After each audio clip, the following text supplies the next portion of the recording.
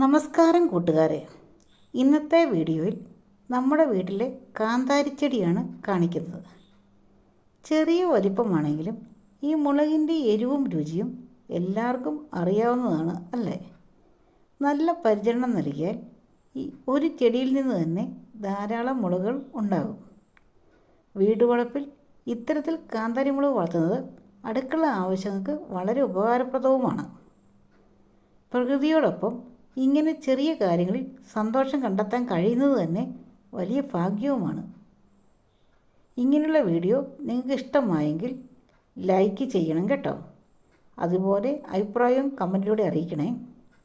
ഇതുവരെ ഈ channel subscribe ചെയ്തിട്ടില്ലെങ്കിൽ സബ്സ്ക്രൈബ് ചെയ്ത് ബെല്ലൈക്കനും അമർത്താൻ മറക്കരുത് കേട്ടോ.